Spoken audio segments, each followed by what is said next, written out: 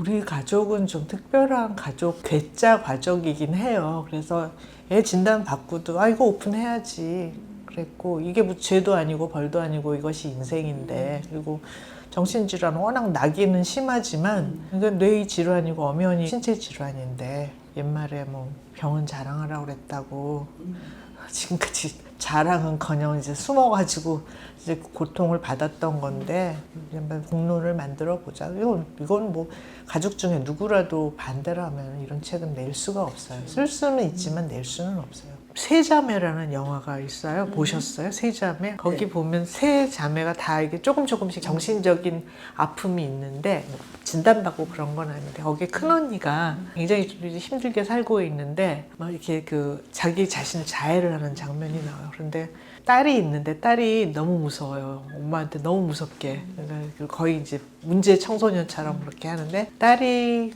좋아하는 록 밴드가 있어요. 근데 이제 그 록밴드를 찾아가서 밴드 리드 보컬이 노래하다 말고 마이크로 자기 머리를 막 때려서 피가 날 때까지 막 때리는 거예요. 근데 이제 이 엄마가 그 보컬한테 가서, 그때 그거 하시면 조금 좀 뭔가 이렇게 막혔던 게 막 시원해지시죠? 저도 알아요. 그러는 거예요. 한번 영화 한번 보시면은 이 심정을 진짜 잘 표현을 한 것 같은데, 이제 질환이 있는 사람만 자해를 하는 게 아니고 다양한 문제들을 자해를 하는데, 그래서 정신건강의학과 선생님은 이게 자살할 생각이 없는데 자해하는 목적은 6가지인가 정도로 이거를 막 이렇게 분류를 해 놓으셨는데, 제일 큰 게 막 이렇게 부정적인 감정, 막 불안하고, 이거를 자해를 함으로써 이게 일시적으로 이게 풀어진다는 이런 느낌이 있대요. 저는 안 해본 사람은 도저히 이해를 못하고, 그런데 이거를 하는 친구들은 그런 목적으로 자해를 하는 경우가 굉장히 있다고 하는데, 이제 제가 이 얘기를 왜 하냐면, 자해를 하라는 얘기가 아니라 얼마나 당황해요. 자해하면 거의 막 부모 입장은 뭐 하늘이 무너지죠. 근데 이게 꼭 애가 자살하려고 한 게 아니라는 것만 알아도 조금 안정이 돼요. 부모가 조금 정신을 차릴 수가 있고 그렇거든요. 그래서 이 챕터를 넣은 거예요. 자살하려는 건 아니고, 나름 절대로 뭐 좋은 게 하나도 있는 건 아닐 수도 있지만, 환자나 본인에게는 순기능이 있을 수 있다는 거 굉장히 많아요.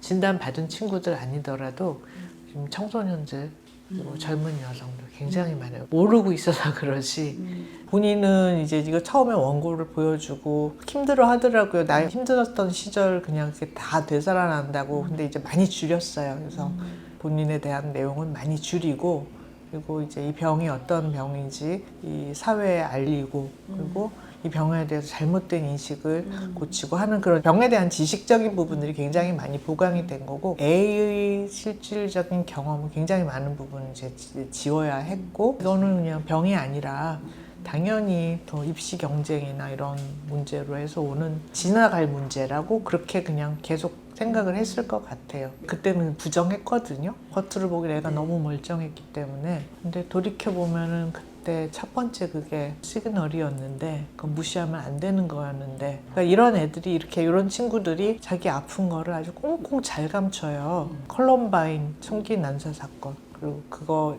언급을 했는데, 그 엄마가 애가 이렇게 아픈지를 전혀 몰랐는데, 그 글을 보면 모를 수밖에 없는 사건을 일으키기 3일 전에도 애가 막 멀쩡하게 오늘이 나의 최고의 날이라고 막 그러고 그랬잖아요. 그러니까 이렇게 아픈 친구들은 부모가 어떻게 보면 깜빡 모르고 지나갈 수 있다 하는 거 자신도 몰랐고, 하면 된다 사회이기 때문에 큰애의 경우는 아주 그냥 어김없이 이거는 동기 부족, 노력 부족으로밖에 보일 수 없는 그런 컨디션이었는데, 이게 그런 문제가 아니라는 거를 제가 깨닫는데도 굉장히 오랜 시간이 걸렸고, 많은 경우는 자기가 항상 잘못이었다고 생각해서 부모한테도 제대로 말을 못하고 했던 그런 것들도 있는데, 심지어는 언어폭력을 당하면서도 큰애는 좀 언어 능력이 정상 지능임에도 불구하고 어느 한 부분 능력이 조금 낮을 수 있잖아요. 언어 능력이 좀 많이 시간이 걸렸거든요.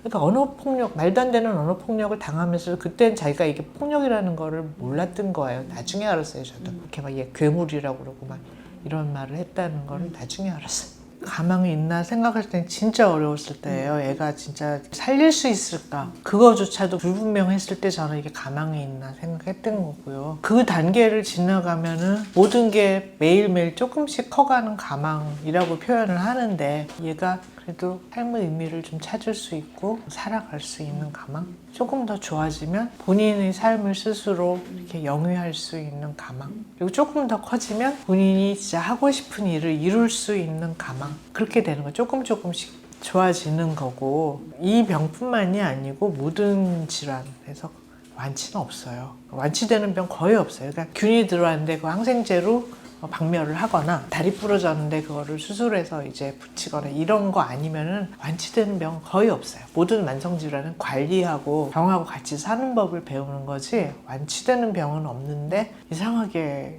완치를 원하시는 분들이 너무 많아서 사기꾼이 너무 많아요. 우리 남편은 정신질환이라는 말 자체를 별로 이렇게 인정하지 않는 입장인데, 왜냐하면 이게 굉장히 사람마다 이런 문제가 다 있는데 별로 이게 생활에 문제가 되지 않을 정도로 경한 사람이 있고 심한 사람이 있고 이 차이지, 여기부터는 병이고 여기부터는 병 아니고. 근데 그 말이 맞아요. 가족이 되게 중요해요. 왜냐하면 정신질환 약이 그렇게 완전치가 않아요. 어제도 무슨 시사 프로그램에서 전문가가 나오셔서, 요즘 묻지마 범행 있는데 정신질환이 있는 사람의 묻지마 범행은 약만 먹으면 안 생긴다고. 그러는데 잘못 생각하시는 거예요. 약은 그렇게 효과가 다른 신체 질환에 비해서 아주 저명하지는 않거든요. 약이 안 드는 사람도 많고. 그래서 약으로 안 되는 부분들은 정서적으로 옆에서 지지를 해줘야 하는데, 가족이 하는 거거든요, 우리나라는. 가족이 전적으로 그건 다 해야 하는 건데, 가족이 흔들리면 정신병원 입원하면서 뭐 공포영화 단골 소재고 그렇잖아요. 근데 어떻게 보면 이 본인이 자기 삶 브레이크를 못 잡는 거예요. 잠깐 나 좀 쉬어야겠다 할 때 들어가는 거고, 그렇게 해서 이렇게 입원을 하는 거에 대해서 막 낙인을 찍게 되면, 내가 이제 보호병동에 몇 번 입원했네 막 이게 그 자체가 낙인이 되는 건데, 그럴 필요는 없다는 거죠. 워낙에 병이 오래가는 병이고, 아주 힘들 때는 자신을 보호하는 거예요. 이게 사회를 보호하는 게, 여기 들어온 대부분의 친구들이 타해 이런 걸로 들어온 게 아니에요. 자기 자살 충동이나 자해 충동 이런 것 때문에 들어오거든요. 그래서 이거를 그런 측면에서 좀 봐야 해요. 근데 이제 참 어려운 게, 저도 여기 이제 책에 썼지만 보호병동의 그 환경이라는 게 정말 열악한 데는 말로 할 수 없이 열악하거든요. 미친이라는 말이 어울리는 사람이 있어요. 사회에 해를 끼치고 하는 일거수일투족마다 옆에 사람 피폐하게 만드는 이런 사람들이 있어요. 이 사람은 미친 거예요.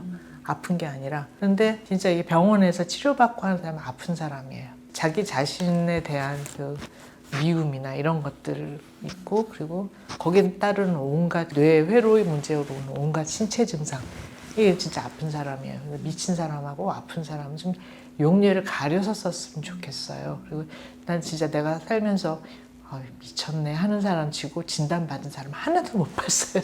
아마 근데 이거 다 공감하실 거예요. 주변에 저 사람 진짜 미쳤네 하는 사람 있잖아요. 절대로 진단받은 적도 없고 병식도 없어요. 자기가 얼마나 주변을 해를 하고 다니는지.